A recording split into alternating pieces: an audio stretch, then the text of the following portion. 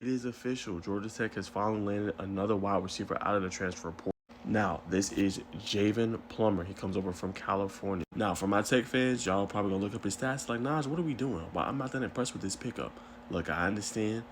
Like I said, at the worst case here, as I alluded to up above on my post, I said he provided much needed depth. All they had was Jalen Mbakwe, and they had Jordan Allen, who played true freshman season. Other than that, any of the other guys you look at the roster down, they have not played a lot of minutes in college football. So you need at least a guy that has played some type of meaningful time. He gives you that.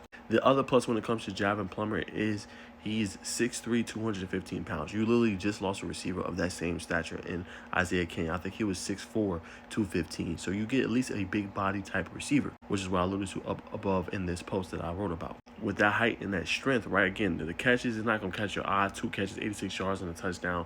That's not going to wow you. But you get a guy that, for one, he could be a red zone threat. Right, sometimes Georgia Tech, like they've done okay in the red zone, but sometimes they struggle with having to kick field goals. We've seen the games against NC State. We've seen the games, other parts of the season where they've struggled. Boston College, they weren't putting enough points on the board because they weren't converting into the red zone. Right, getting a guy like this solves that problem. He's 6'3", 215. So one-on-one, I'm saying big body catch 50-50. He's gonna be able to come down with it. So that allows you to obviously have a guy you can get the ball to in those spaces. Number 2 has a big catch radius, right? So those important downs, the longs and distances, 3rd and 10s, 3rd and 15s. If you need a guy to go get the ball, he's going to go get it for you. He's going to be able to catch the ball through traffic and be able to, get it through different defenders, right? That's what Georgia Tech needs, right? Because think about it, a lot of times, guys, they always recruit guys to get guys that are smaller. Think Malik Rutherfords, think about, the Bailey Stocktons, the Dean Pattersons, right? The Eric Rivers, not really big guys, but very shifty, right? Different playmakers in space. You still need a big body physical receiver. And Jaiven Plummer is going to at least give you that. So obviously those are some of the pluses that he provides, to the table. Still has to obviously clean up some of his route running ability to separate routes, his releases, and things like that. But at the end of the day, if you Georgia Tech, you just needed more wide receivers in there. You lost everybody, right? You lost Zion Taylor. We talked about Bailey Stockton, who's at Florida. Taylor is at Western Kentucky. Dean Patterson graduated.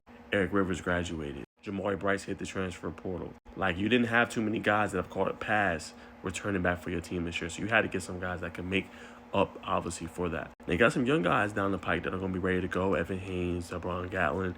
Those kind of guys are going to compete and battle for spots. But still, you needed somebody that already had that experience. And you got some pretty good young freshmen coming in as well to kind of help you out. Kentrell Davis is one I'm very excited about, 6'4", long, athletic wide receiver. Isaac Aborta is another one.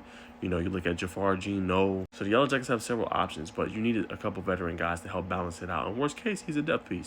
But he probably should be a starter to start up the season. And at least now you have a trio of wide receivers. Jalen Mbakwe, you also have Jaiven Plummer, and then now you're going to have Jordan Allen. So at least you got a trio of receivers that you can expect to start, at least in 2025. So my overall thoughts, I'm not going to say like this is the best receiver to get in the portal. But I would give, honestly, I give Georgia Tech like a B-, C+. I think this is a solid, bargain get for you. What's available in the portal. It's not going to cost you a lot of money. But it's a guy that at least he had a little bit of potential, and he's a guy that's looking for his opportunity, and he's going to play at a high level, and he's going to want to get on the field. So at least you got a guy that's hungry, wants to prove himself, and at least you get a guy that can come in and potentially provide depth for you. So I say solid pickup for Georgia Tech.